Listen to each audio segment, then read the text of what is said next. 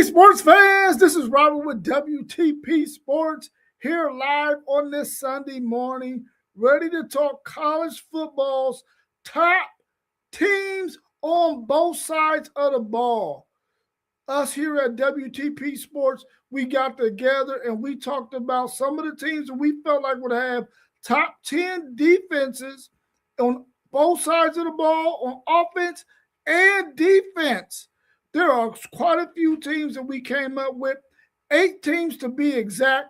You got 3 teams out of the Big Ten. You got Ohio State, Oregon, Indiana. We expect for all 3 of those teams to have a top 10 offense and a top 10 defense. And then you move over to the SEC. And there were 3 teams we came up with there as well. We feel like Texas, Georgia, and LSU can all have top 10 defenses. And then you go to the ACC, where they have their independent member, Notre Dame. We feel like Notre Dame will have a top 10 offense and defense.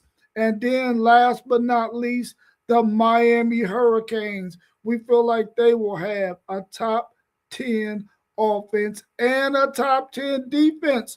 If you're in the chat, let us know of any other teams that you think can have a chance to have a top 10 offense and defense this year. I just named 8 that we came up with here at WTP Sports Dudes. Tell us who you think might be one of those teams. Because I'm telling you now, when you look at scheduling and you look at those 8 teams, quite a few of them play each other during the regular season. And we got those questions in the chat for us to tackle. Thank you for joining us this morning. Please hit the like button. Please subscribe. You'll see all of the channels scrolling across the bottom from those who are here at WTP Sports. Please check them out. Thank you, Wiz, for being in here this morning. We truly appreciate you for being one of our number 1 supporters every time we go live. We truly appreciate you. And yes, your Notre Dame Fighting Irish is one of those teams who is ultra scary this season, who has a chance to go on to win the national championship when it's all said and done. When you look at that roster they have on offense and defense, those guys are loaded. Let's go into our chat and talk about some of these questions that we already have out there in the chat for us to discuss today. We got our man, SEC Sean. He's in the chat as well. He said, let's go, Rob. Sorry, I'm driving back today. I know you driving back, bro. Be safe. Enjoy them goodies that you usually stop and get on your way home. And I know you will be super excited. We also got Georgia is spelled Opolis 1410 is in the chat. I hope that he's a Georgia fan because I'm getting ready to talk about Georgia right now. Let's look at this question we have about the teams that we thought would have top 10 offenses and defenses here this year in college football. Georgia being one of them. We know for sure they're going to have a top 10 defense because Kirby Smart and those boys are going to be off the chain, but we feel like Gunnar Stockton is going to turn the corner, and they're going to have a really good run game, a really good tight end group, and they're going to be a team that can have a top 10 offense as well. It says Georgia is the only team on the list that doesn't play at least one of these teams that we have on our list. How would Georgia fare, in your opinion, if they played all of them, if they played them all? Listen. They've already beaten Texas 3 straight times. So I could definitely see them beating Texas. So that's one win. I think they can beat LSU because LSU hasn't had their number in quite a while. And then when you look over into the Big Ten, there's some tough teams there. You got Indiana, you got Oregon, you got Ohio State. How would they fare against those teams? I think they might go 2-1 or 1-2 against those 2 teams. I don't think that they will lose all 3, and I don't think that they will win all 3. But then when you look at Miami and you look at Notre Dame, how will they fare against those teams? and it will probably depend on where that game is played. If they're playing it in Georgia at their stadium, um, maybe they might be able to get a win. But if they had to travel to South Bend or they had to travel to Miami to play there in the Orange Bowl, it might not fare so well. So I can see Georgia out of these 7 teams possibly going 4-3, 3-4.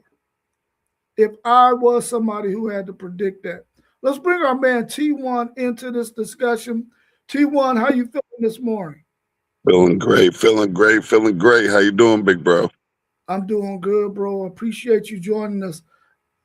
We were talking about teams that we felt like would have a top 10 offense and top 10 defense. And we came up with, out of the Big Ten, we came up with Ohio State, Oregon, Indiana. Out of the SEC, we came up with Texas, Georgia, LSU, and then in the ACC, we have Miami, and then, of course, the independent Notre Dame. What's your thoughts on those 8 teams and the talent they have on their rosters and the possibility that they will all have a top 10 offense and defense? Um, those are 9 pretty good teams, man. And I'd say that there's a great chance for all of them to be in the top 10 for both the offense and defense. I'm just excited to see it get started, man. And I think all of those teams are definitely. I feel like all of those teams are most likely definitely make the playoffs this year. So, man, I think there's a great chance for all of them to be in the top 10. I don't even know if there's one that I would possibly be able to take up out of there. I think those are four 9 good teams to put your money on.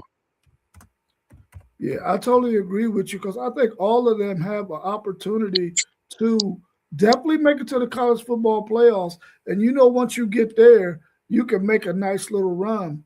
Let me ask you this: Georgia is the only team out of those 8 teams that I named that do not play one of the teams that is on the list. Everybody else plays at least one.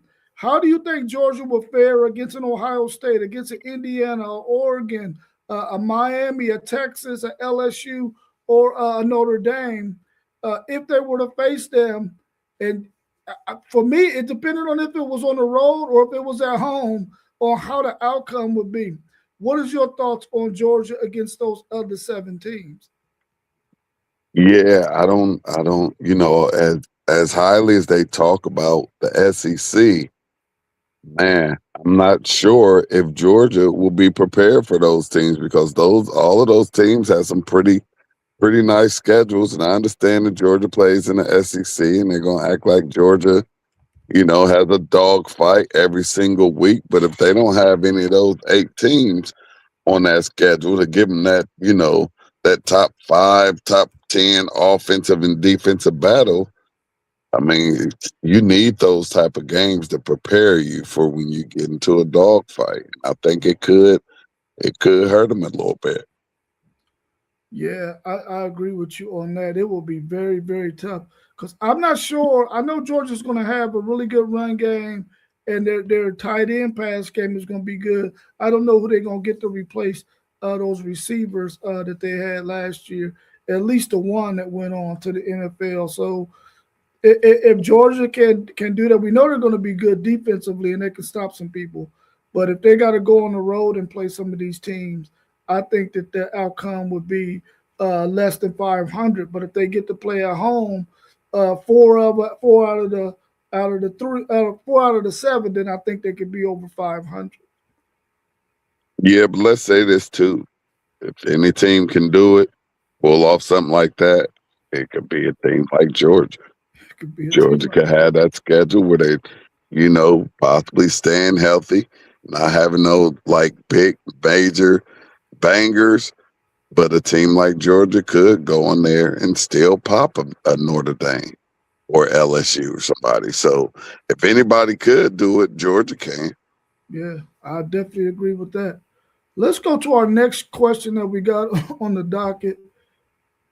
It says Miami travels to South Bend to face Notre Dame. Will the winner go undefeated if they're undefeated when they meet? What's your thoughts on that one? These two teams meet in South Bend this year on Notre Dame's home turf. We know how good of a game it was last year. Went right down to the wire. I think Miami won by 3. This year they got to go to South Bend. If both of those teams are undefeated, and whoever wins this game, do you think they go undefeated during the regular season? If it's Miami, very, very high possibility. If it's Notre Dame, they always have a tough schedule. So I don't know if that game catapults them to a undefeated season and puts them on that path because Notre Dame has a tough schedule. I'm quite Notre Dame always has you know always have at least 3 bangers on there to where you don't know that they're going to go in there and win that game. So I think Miami possibly could, and I don't feel so great about Notre Dame running the table if they were to beat Miami at home. Yeah, SEC Sean has said he think the winner, if they're undefeated at that time, will both the winner will go undefeated. I think whoever wins that game will go undefeated too. Even though Notre Dame still will have to play SMU, which is a really good team on their schedule. I think Miami, to your point, has an easier road after Notre Dame and before Notre Dame than Notre Dame has after or before Miami. So I agree with you on that, but I think they both. If they're undefeated at that point, the winner will go undefeated. Um, SEC Sean also said, be undefeated if Notre Dame, yes, their schedule is weak depending when Miami plays SMU. Also, both of them, I guess, play SMU this year, so maybe it's pretty even there. But I like both of Yeah, those teams to make it to the college football playoffs. Do you see both of them as college football playoff teams? I do. I do. I see both of them as I see both of them in there for sure. And I don't see Notre Dame missing out 2 years in a row. Yeah, me neither, especially when they were right on the brink of making it last year. Many people thought they should. I think both of them are, unless barring some major injuries, we always got to factor that in. But if they don't have any major injuries, I think both of those are playoff teams. In fact, I think all 8 of these teams that we named are probably good candidates to make it to the college football playoffs. Right. And I think too, like even if Notre Dame was to, lose that game to Miami and even possibly lose another one and they possibly right there on the brink of getting in there again, I don't think that they leave Notre Dame out twice if they're right there at the doorstep of that college football playoff. Yeah, I tend to agree with you on that as well. I don't think they want the same kind of pressure that was put on them, the committee that was put on them when Notre Dame was left out last year. I don't think they Yeah. want to go through that again. If you had to give a score prediction of this Miami and this Notre Dame game right now, what would you think that score prediction would be? What would you give it? I'm not going with a high scoring banger. I know that much. I'm looking at maybe like a 20 to 17, 21-17, you know, uh, even a 1.18-17 game or something with a winning field goal to win it. I'm looking at it definitely like under 40. So I think it'll be a low scoring game. I'm right there with you too, T1. I feel like both of these teams got some really, really good defenses, and I don't think they're going to give up a whole lot of points. I think it's going to be one of those games where they're going to have to really put together a drive or two to even score any points, really. So I agree with you. I think it's going to be maybe a 21-17, a 20-17, a 20-18, something like that in that range. If somebody gets to 24, they're probably going to be the winner. Yeah, First one to agree. 24 wins, in my opinion. But I agree with you. It's going to be it's not going to be a high scoring banger. I don't think so. Agree. Our next question is the Big Ten and SEC have three teams on our list apiece. Which three is the best on paper? Once again, we had in the Big Ten, we got Ohio State, Oregon, Indiana. In the SEC, you got Texas, Georgia, LSU. On paper, which three teams are the best from which conference? Man, I'd like to easily give it to my Big Ten, but I'm gonna take Moss B's way out. I just think I think it's an even match. I can't go either way. I can't go either way. Although I could, but I can't. I'm gonna put that baby right down the middle and say those top three teams are very, very equal. Very, very equally matched, very, very powerful on the offensive and defensive side of the ball. So I'm gonna have to give it a tie. Yeah, I feel you. I feel you on the push, but man, when I think about what Oregon has and what Ohio State has and what Indiana's coach Signetti can do with the players he has, I'm giving it to the Big Ten, man. I feel like Texas is really, really good offensively and defensively, and they have some names. We know Georgia's going to be good defensively. We know LSU is going to be good, probably better than they've been offensively. But when you look at Indiana, you know, offensively and defensively, they're going to be unbelievable. Then you look at Ohio State, you already know they're going to be unbelievable, man. And then you look at Oregon and all the players who decided to come back, much like Ohio State's defense did a few years ago when they won the national title. Oregon has all of those guys coming back. Now, of course, it all depends on health, but we're talking about on paper. I'm going to give this edge to the Big Ten. How no matter how slight it is, I think the Big Ten probably has the best three teams, other six that we have from those two conferences. Because I think that Big Ten, I think it is super, super loaded, super loaded. Yeah, but Rob, you know me, man, and I took off my homer hat because 9 times out of 10, I'm gonna Big Ten it, and you know that. But I kind of took off my homer hat just for a hot little second because I'm still a person who I have issues trusting things. So, and as well as Indiana appears to be on paper, I'm off of one season. I'm not all the way sold on Indiana, and I know that may sound surprising, and especially what Coach brought in again for this season, which what you said was on paper. You like on paper, and Indiana, yes, they look good on paper, but now everybody gonna come after them. You know what I mean? Indiana kind of like snuck up on everybody with this. They snuck in there and got a natty on the soul.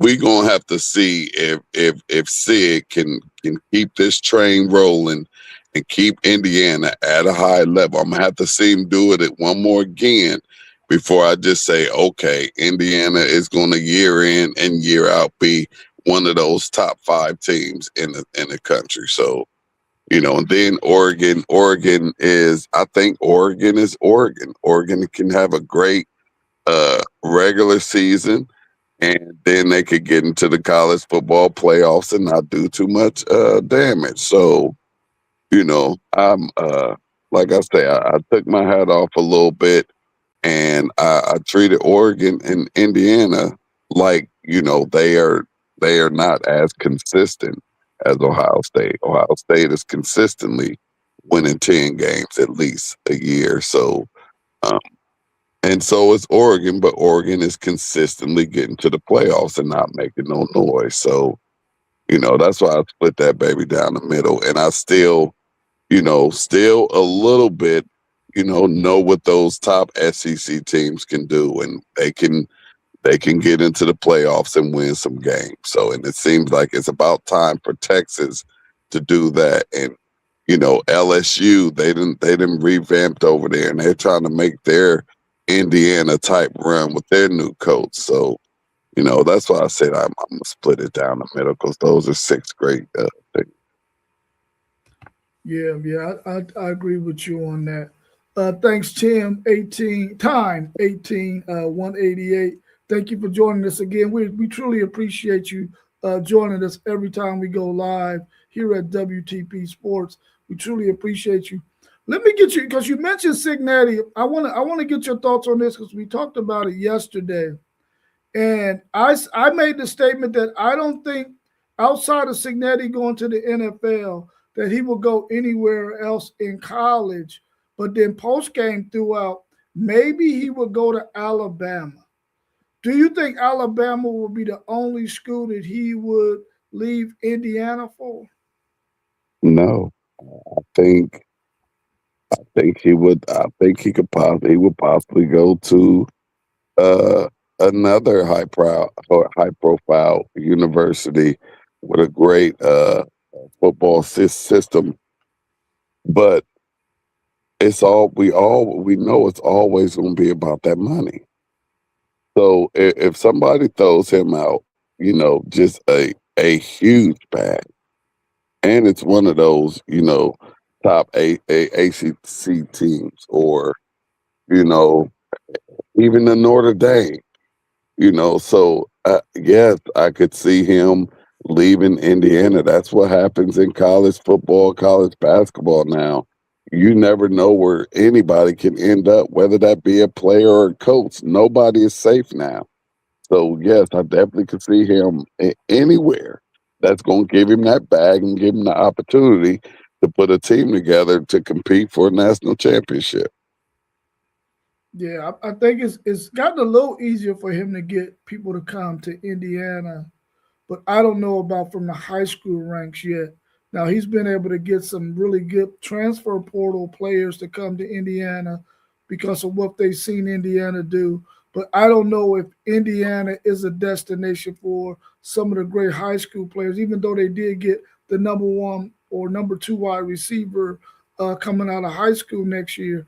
I don't know if they're able to do that. And you're exactly right. At a more prominent college team in football, maybe they could lower him out with that bag. So that is a really strong possibility. Let's go to Hey, our it's next. all about, real quick though, but just now it's just all about the money.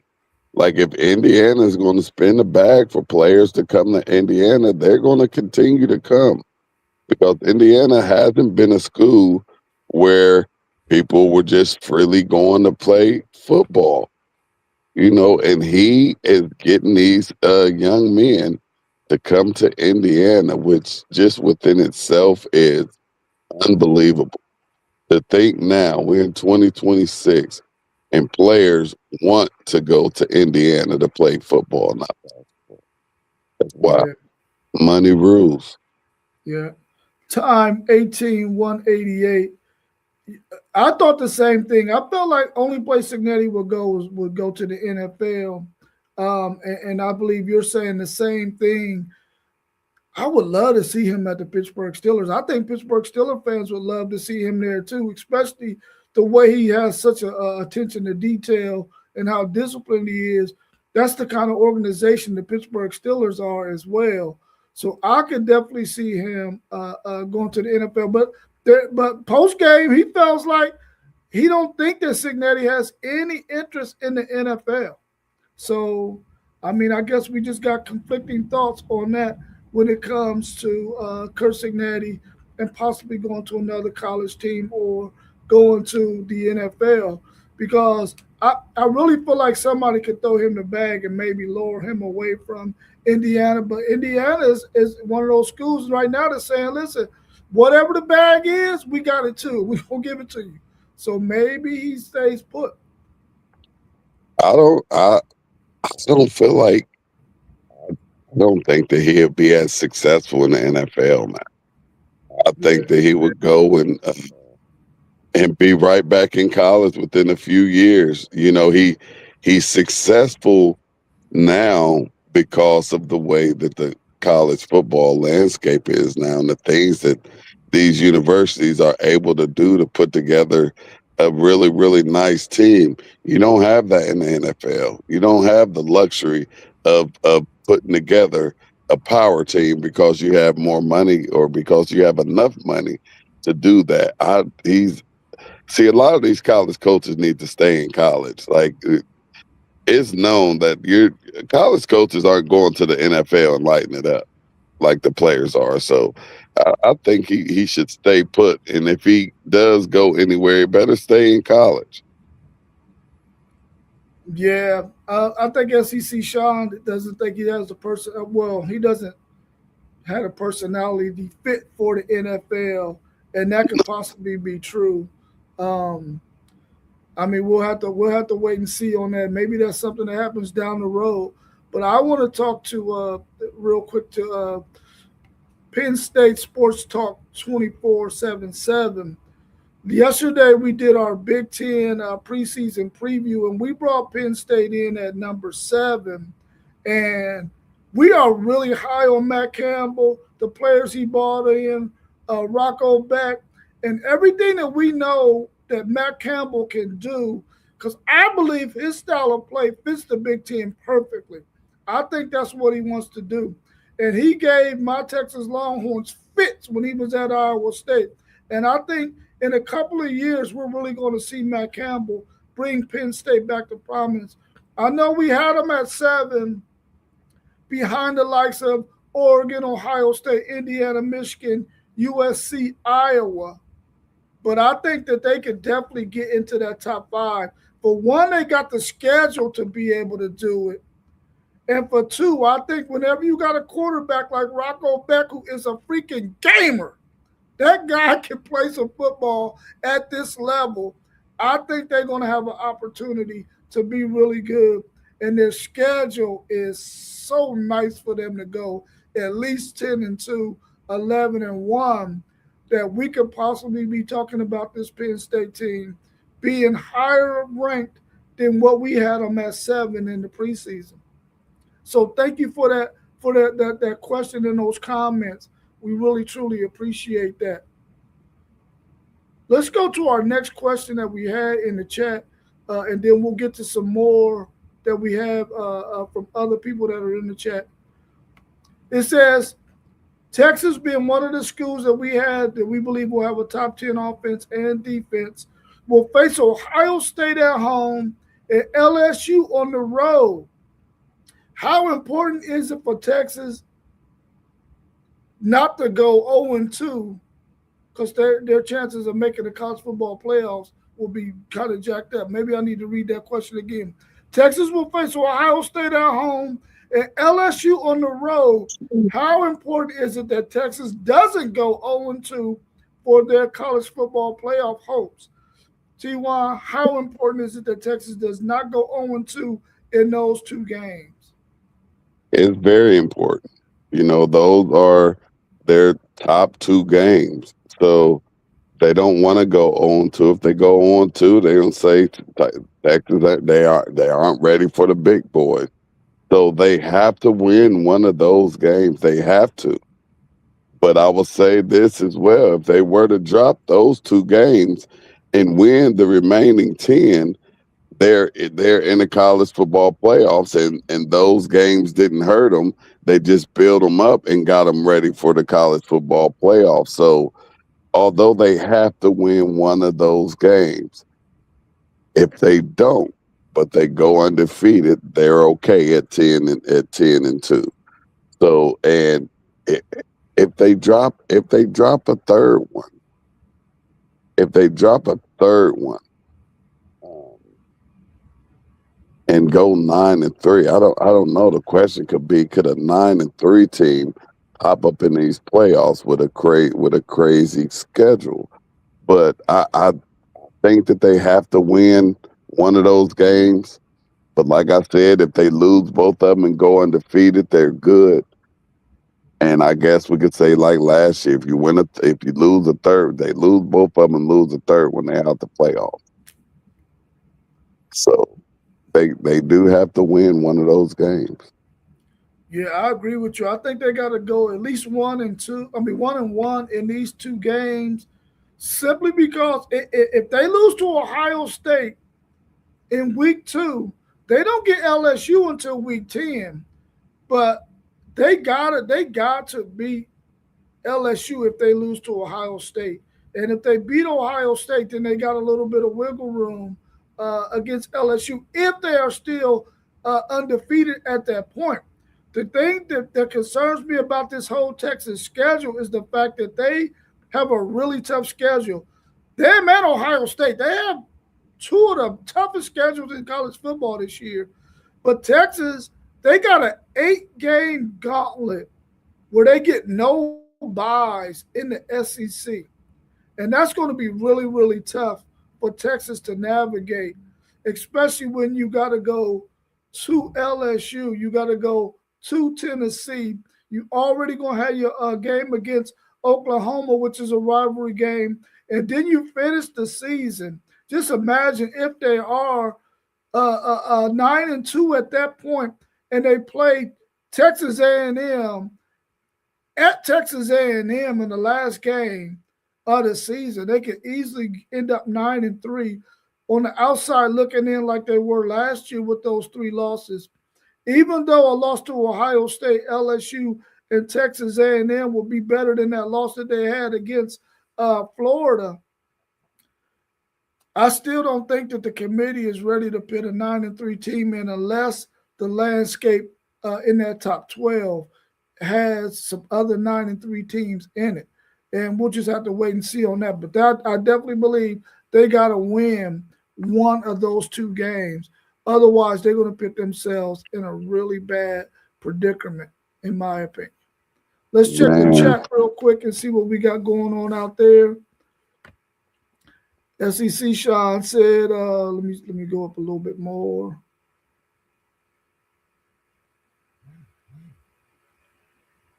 I'm just gonna say that's one hell of a schedule, man. That is one tough schedule. That's why Didn't you I'm forget? excited about this college football season, man. I think it's gonna be one of the best ever. Yeah. Yeah, I agree, SEC Sean. Penn State not quite ready to have a top 10 offense and defense this year, but they're going to be on the rise. I really like Matt Campbell. I really like Matt Campbell. And you said, it's term of our last question, it's huge not to go on to. They still have, they still got Ole Miss, OU, A&M.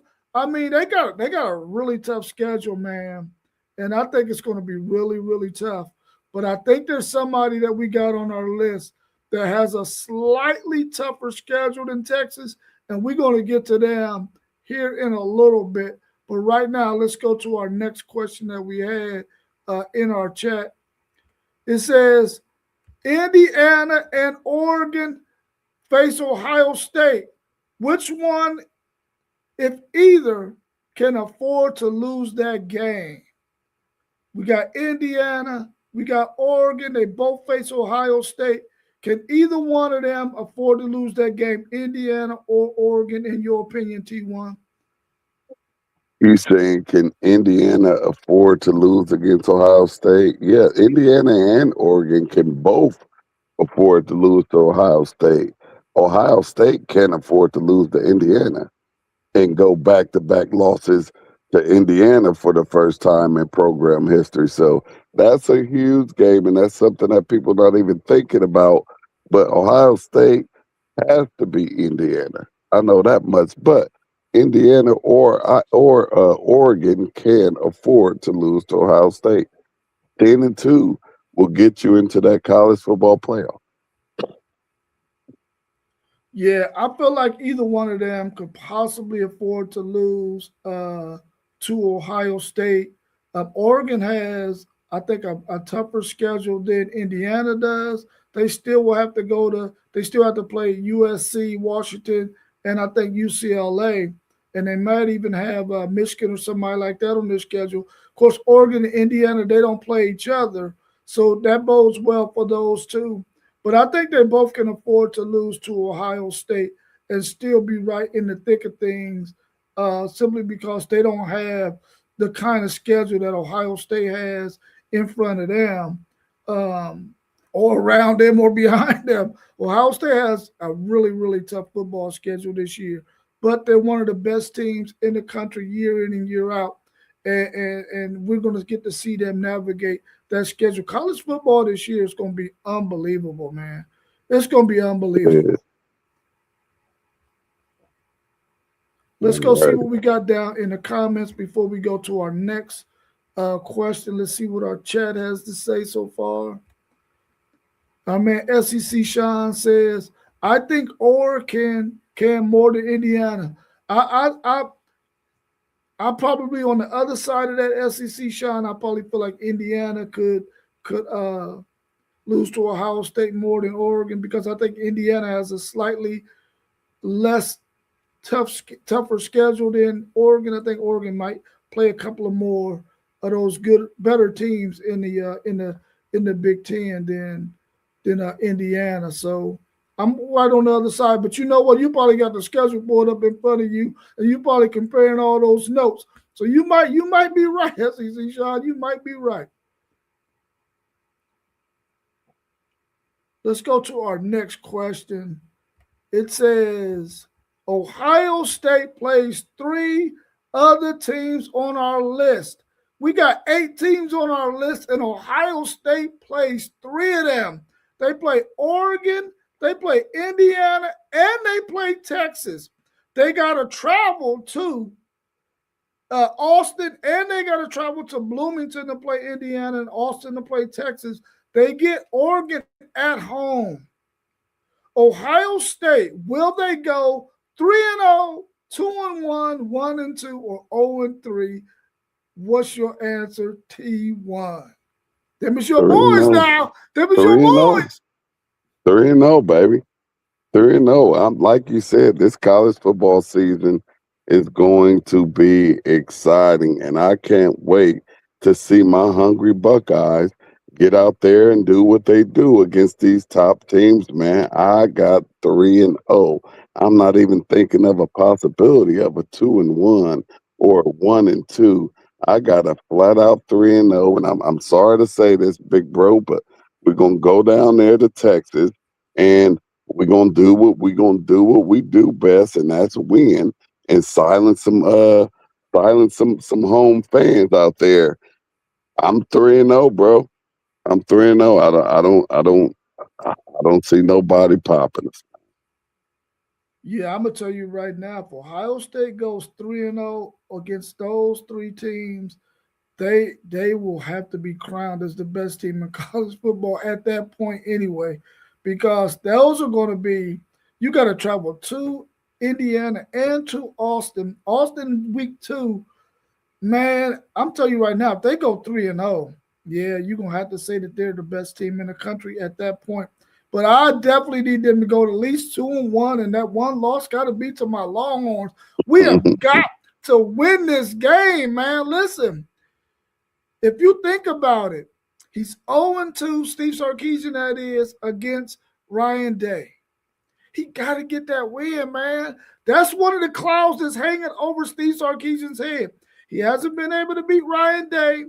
And, of course, he's 0-3 against Kirby Smart.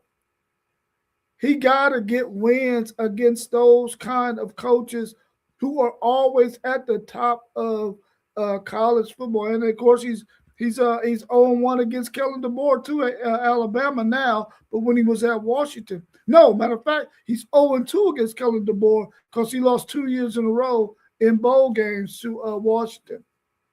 So listen, man, he has got to beat Ohio State in week 2. Otherwise, I don't know what that does to the morale of those players at Texas if they lose to Ohio State for a third straight time. And then when you think about Ohio State, if they go 3-0, they are going to be riding high. The thing I think I love about Ohio State, is the fact that I know that they believe that they underachieved last year. I believe they had the best team in college football last year, and they didn't win at all. They end up losing their last two games. And I think they're going to have a serious ultra focus this year, and they could possibly go 3-0 because they're going to be so in tune with what their coaches are saying, so in tune with the details and all of that, that they're going to be really tough to beat. But I believe Ohio State has the toughest schedule in college football this year. If you go look at that thing, and we already named three teams that we believe will have top 10 offenses and top 10 three defenses that they have to play. Now, of course, Ohio State is a team with a top 10 offense and defense too. But when you look at the rest of their schedule, they still got to play Michigan, which is a rivalry game, and we know how that thing can be. And I think they got another really tough game on their schedule too. Maybe it's Iowa or somebody like that. But I think Iowa, they have the toughest Illinois, schedule. Illinois, Iowa, they got the Illinois, toughest Iowa, schedule. and Illinois are some. There's some. They're not just walkover Big Ten teams that you're just gonna walk over.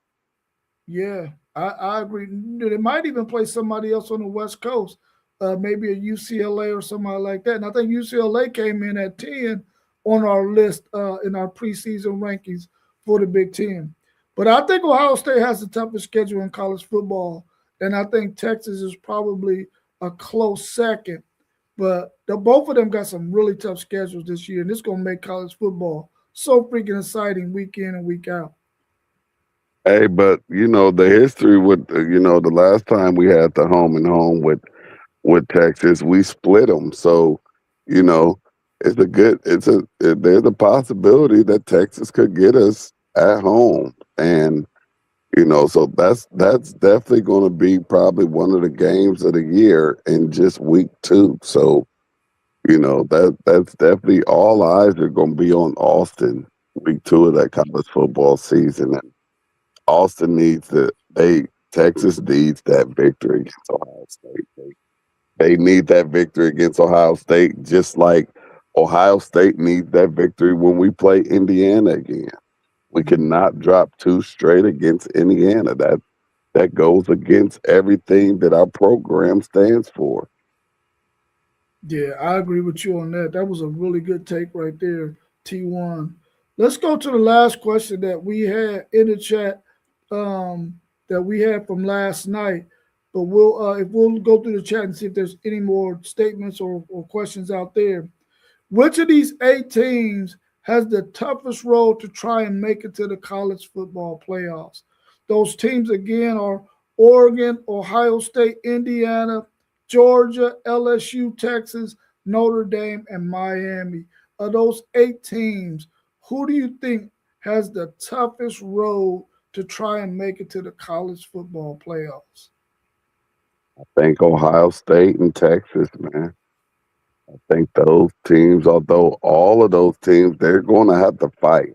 Nobody on there has an easy route to an undefeated season. Everybody on that list is going to have to fight for that undefeated season if they want that, or even that one loss. I could possibly see everybody on there with one loss. I could see there not being an undefeated team this year, or if it is, it's only maybe one or two of them because we have so many competitive teams and we're going to have some bangers out here. But I got to go with Ohio State and Texas. I think they have the hardest road to an undefeated season.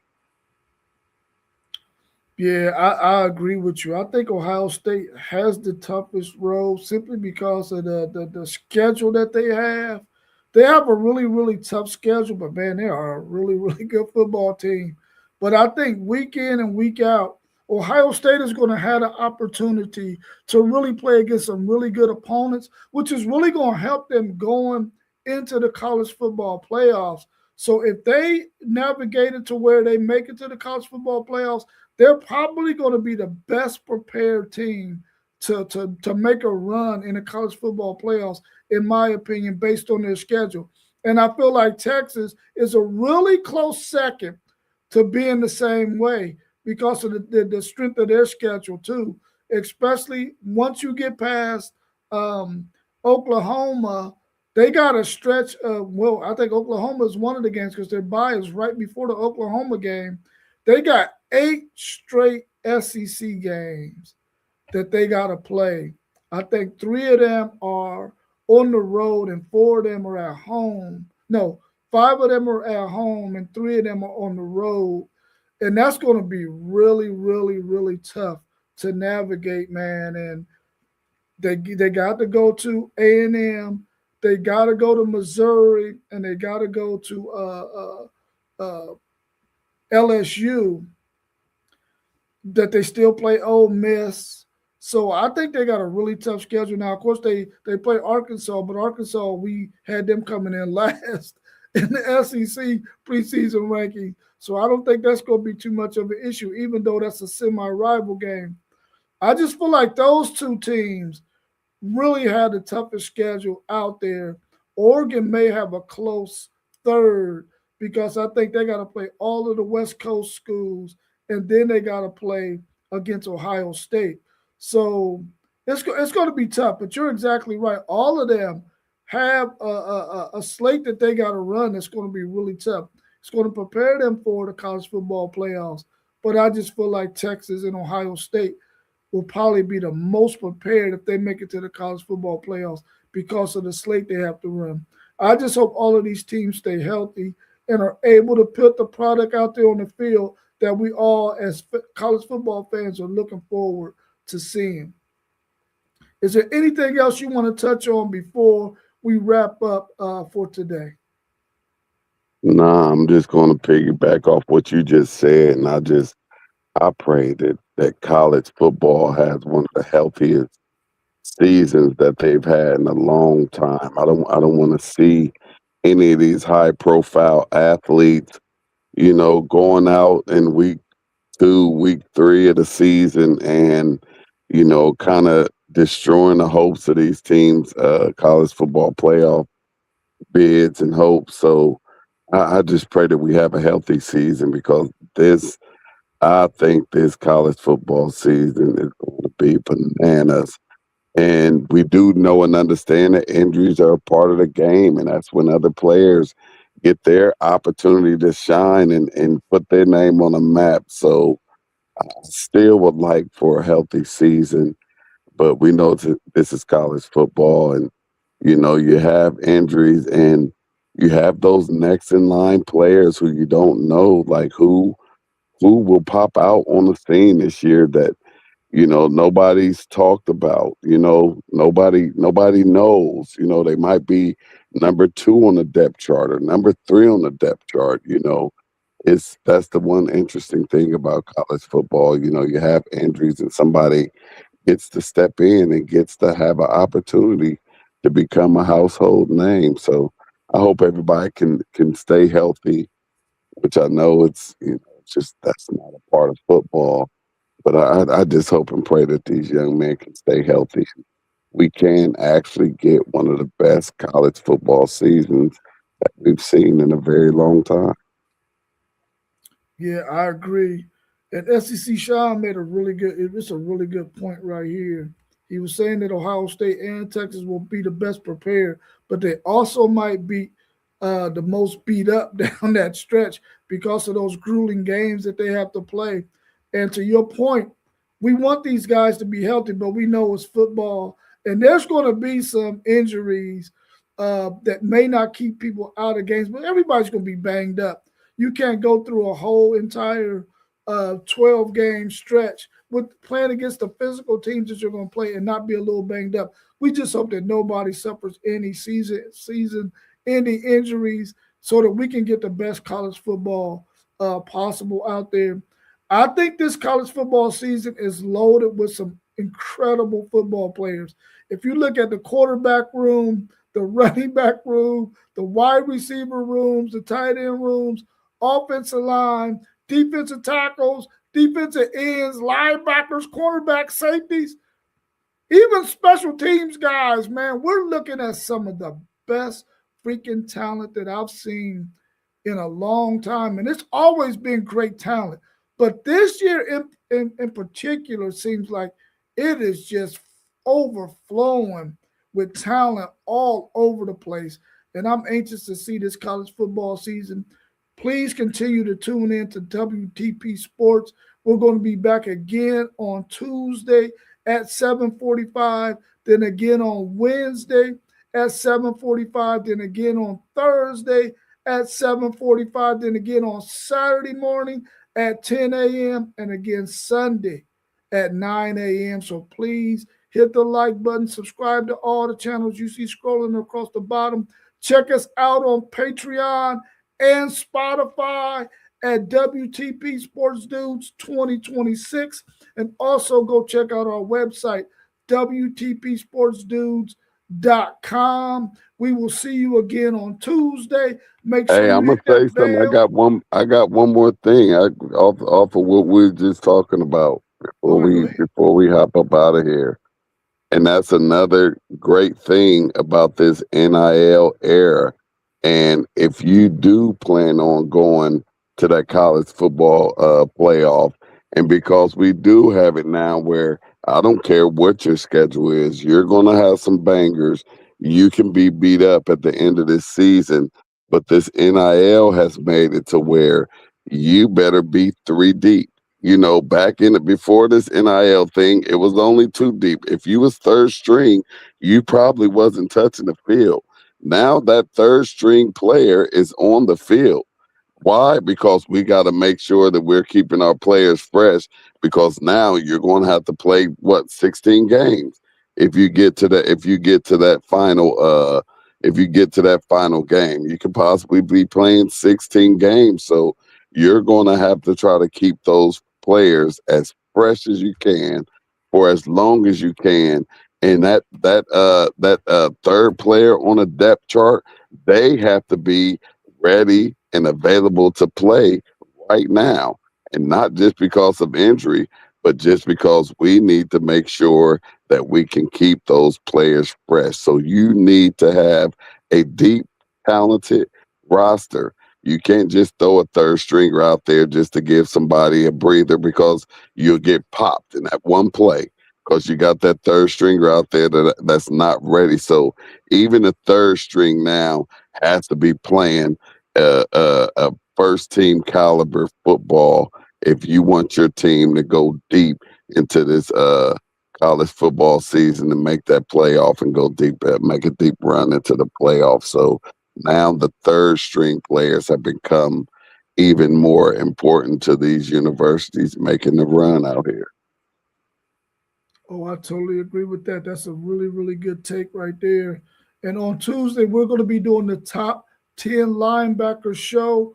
Please, if you want to submit a list of your top 10 linebackers, I put the email in the chat, WTPSportsDudes at gmail.com. Send us your top 10 linebackers list, and we're going to put it in comparison with ours, calculate it all up, and then come up with our top 10 list based on everybody's entries. So please do that for us. We're out of here for today. We appreciate you. T1, take us out. Y'all know the drill, man. We was in the building. Now we up out of here. WTP Sports Dude. Peace. Love you, big Peace. bruh. Love you too, bro.